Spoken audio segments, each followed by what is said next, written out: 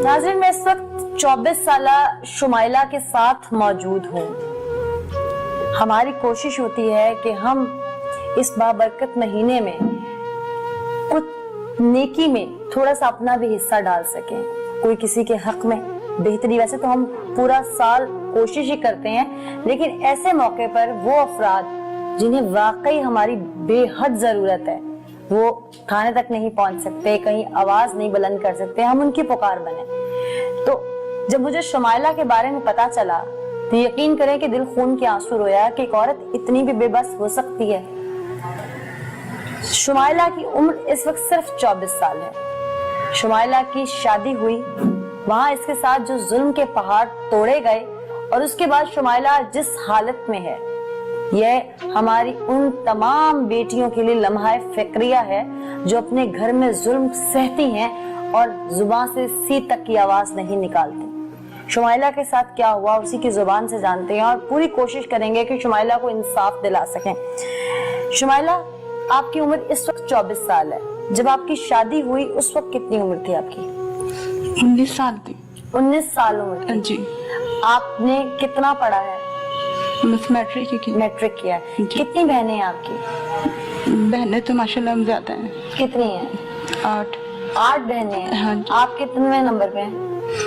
मैं 5वें नंबर। 5वें नंबर पे हैं। आपकी जब शादी हुई वो आपकी अरेंज मैरिज थी, लव मैरिज थी? अरेंज मैरिज थी आपकी। हाँ जी। आपकी जहाँ शादी हुई उन लोगों ने एंगेजमेंट की, आना जाना रखा पहले आपके घर के? नहीं। हाँ जी, रखा।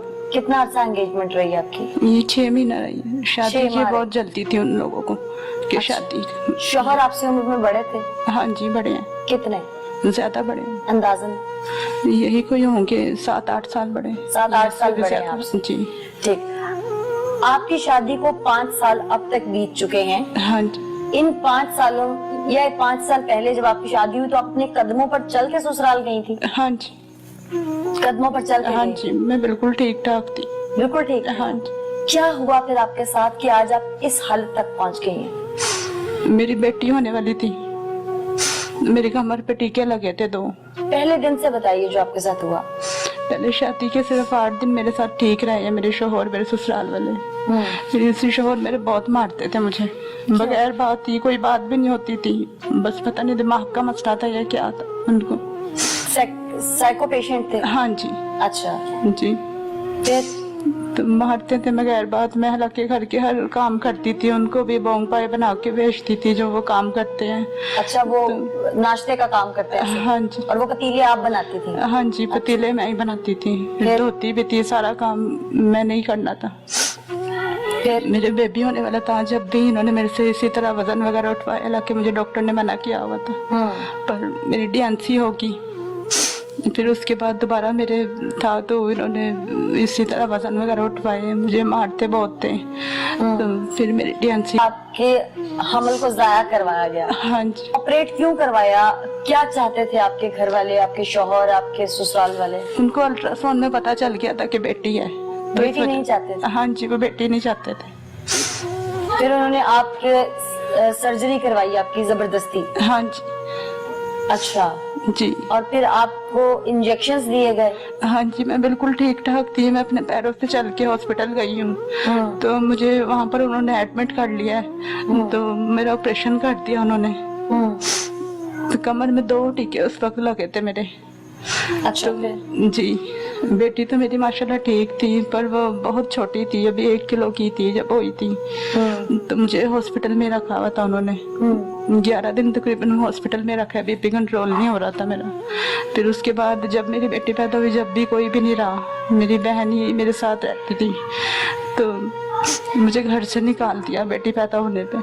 मैं जब से पैरालाइज हूँ, मैं हिल भी नहीं सकती। आप 2 साल से ऐसे ही पेट के बल लेटी हुई हैं? हाँ जी।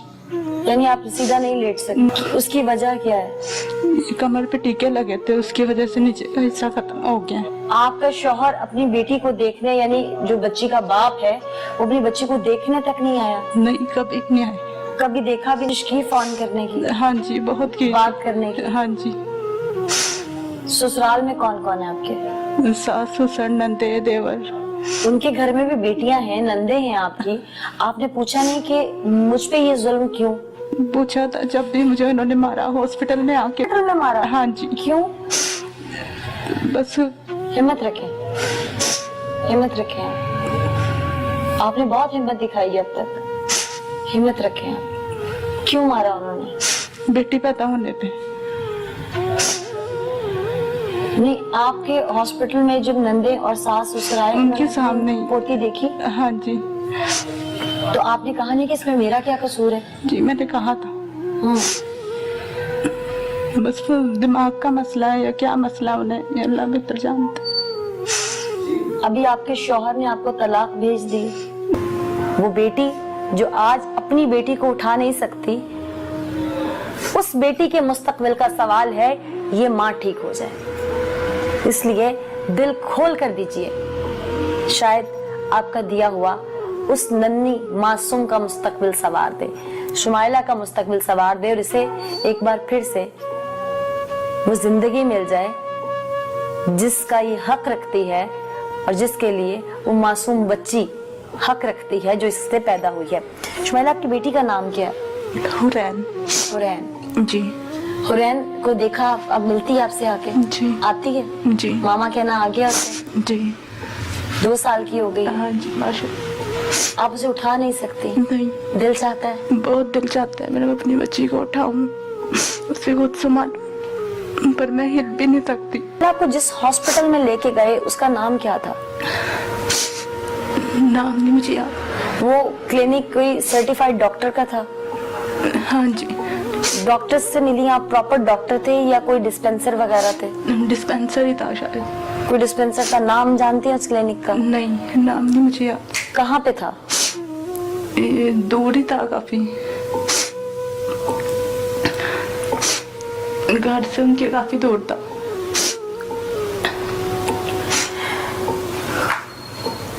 मुझे मारने की धमकियां दे रहे हैं। मैं तो पहले ही मरी हुई हूँ, ना मैं जिंदा में हूँ ना मैं मरा हुआ में हूँ। मुझे तो जिंदा लाश उन लोगों ने बना दी है, मैं तो हिल भी नहीं सकती। आपके ससुराल में से आपसे कोई मिलने आया उसके बाद? नहीं, कोई भी नहीं आया। धमकी देने के लिए कोई चल के आया? हाँ जी, धमकी देने के लिए आई है, मेरी सास आई है आपके पास? हाँ जी, मैं स्क्रीनशॉट दे देती हूँ। अच्छा। हाँ जी, वो कहते मेरी बहनों के घर खराब करेंगे और मुझे मारने की धमकियाँ दे रहे हैं वो। मैं तो पहले मरी हुई, मुझे क्या मारेंगे वो लोग। मैं इंसाफ चाहती हूँ कि मेरे साथ इंसाफ हो। मेरे अब्बू जाते हैं थाने में, लेकिन थाने वाले भी नहीं सुनते। क्यों नहीं सुनते? वो भी नहीं सुनते, वो कंप्लेन ही नहीं लिखते। क्या वजह है? कोई पैसों की डिमांड करता है? नहीं, बस इसी तरह कहते हैं कि कल आना, रोजाना। थाना कौन सा लगता है आपको? धर्मपुरा। थाना धर्मपुरा लगता है? हाँ जी। आपके वालिद वहाँ पे कितनी बार गए हैं? 4-5 बार गए हैं, लेकिन किसी ने कुछ नहीं सुना? नहीं किसी